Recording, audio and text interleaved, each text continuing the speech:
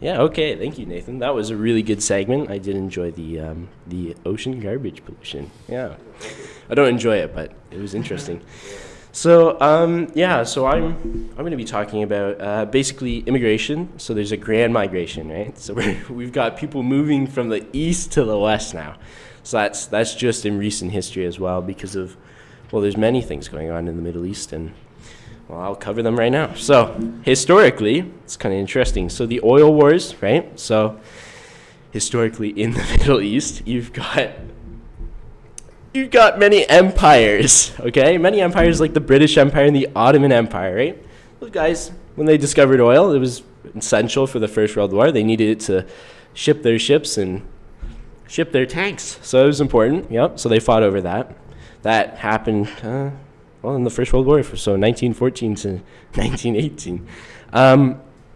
Then just recently we've had things like the Gulf War. The Gulf War, that was a very interesting war. That was essentially a coalition of 50 some odd states that attacked Iraq because they invaded Kuwait. And then they took over the oil fields, so that was what came out of that war, ironically. And then, of course, we have the Syrian civil war and Russian involvement. Americans have oil fields there, which they've stolen from the Syrians. And so the Russians tried to take those and never ended so well. So that's just destabilization, of course, that's destabilizing the Middle East through war, conflict, and terror. Now, there's, of course, a very controversial topic, Israel and the West. Now, Israel was founded, of course, in 1948 and joined the United Nations in 1949.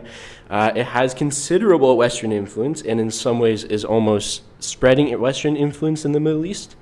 Of course, conflicts like the 6 Days War have destabilized nearby countries and caused mass immigration to the West, so Europe and America. So economic instability, that's a big problem in the Middle East. That's been around since, pretty well the beginning of globalization, trade and all that. So there's been lots of conflicts. So people who had investments in those countries, they're pulling out of those countries. They don't want to have their businesses there. They don't want to be spending their money there. It's dangerous, so you lose all your investments and your employees. So, yeah. And most of the Middle Eastern oil is owned by foreign companies, which means that money is exported. So it's not spent in their economy.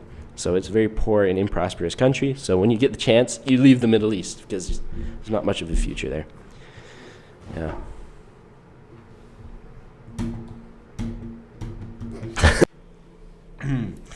Okay, so moving on from the history, we've got impacts now. So the impacts of mass migration from the Middle East to Canada and the West, well, there's a lot of those.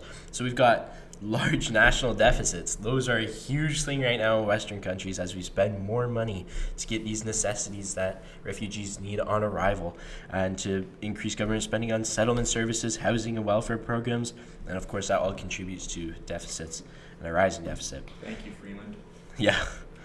And unprepared infrastructure, that is a huge issue when we have millions of people move into the country at once. Many municipalities, of course, cannot face the adapting changes that they're being handed right now. You've got hundreds of thousands of people moving into these municipalities, and they're like, I can't build that many houses, you can't afford that.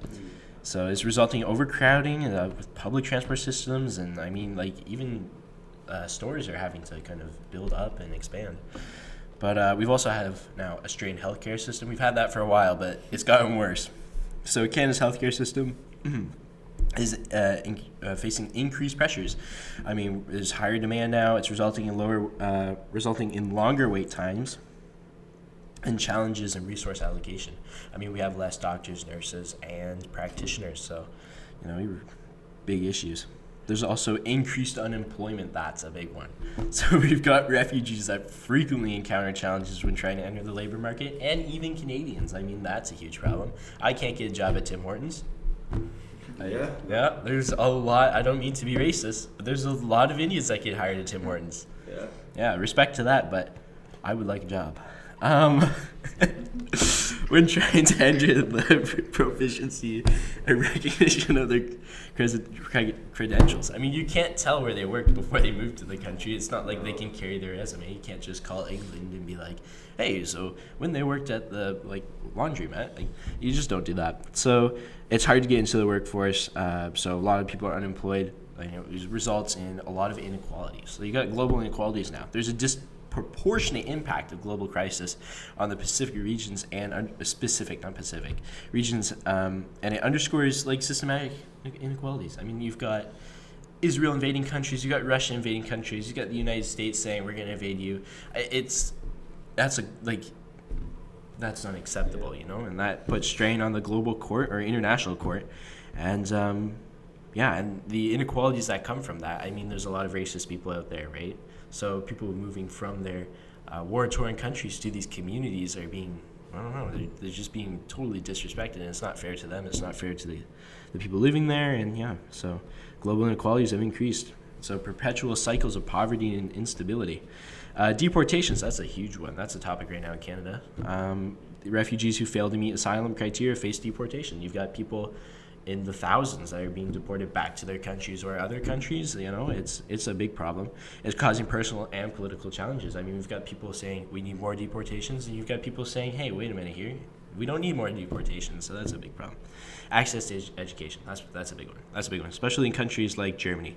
I mean, you've got refugee children coming from, for example, in Germany, Ukraine right now, and they aren't entering the school system because the refugees don't trust it, or they don't feel comfortable sending their kids into an environment which doesn't promote their culture or their linguo, like lots of issues. So you've got language barriers and resource limitations. I mean, the country can't just implement into their education system something without having the teachers or the resources to do so.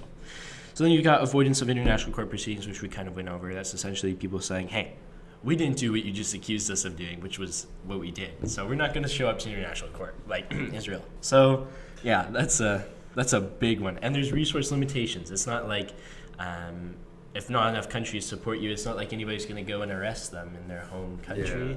That'll look really bad. So all right, but we've got solutions, and it's not all bad. There's some good things coming out of this. So or not good things, but you go. I mean, there's solutions out there to solve the problems. So you've got larger national deficits. How do we solve that? Well, we increase funding for refugee programs through international partnerships. I mean, you've got the private sector. They have a lot of money. These are people who could feed the entirety of the country, like Nathan had said earlier, and they'd still have much of their fortune left. They could contribute, and this would lessen the strain on government budgets. Right? We've got unprepared infrastructure. I mean, the solution to that would be investing in urban planning and infrastructure development. We've got to accommodate the growing population. We have to focus on affordable housing and public transport, as well as access to healthy food. I mean, not a lot of people have access to affordable, healthy food. Strained healthcare system. I mean, we got to train more people and integrate these refugee healthcare workers who have come from their country. I mean, you're a healthcare worker, you have experience in the field, especially in the medical field. Why don't you come work in the hospital? I mean, we got lots of jobs for you. We've got staffing shortages, and we got to reduce the waiting times. It's ridiculous. Increased unemployment. I mean, there's a solution to that. You enhance language training. You simplify credential recognition process to improve refugees' access to our labor market, make it easier for them to get in, make more jobs. Like, there's a lot of things that the government can open up and say, hey, we need this and this and this, and you can come work for this, right, without having pre-requirements. So we've also got increased. Oh wait, we did that. Okay.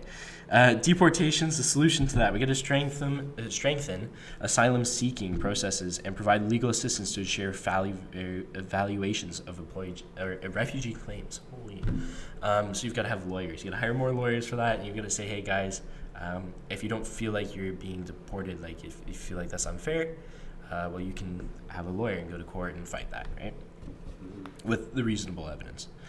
Access to education, there's a solution to that. We establish tailored programs for refugee children. Now, that's expensive, right? Not everybody can do that, but there are ways to do it. There's online.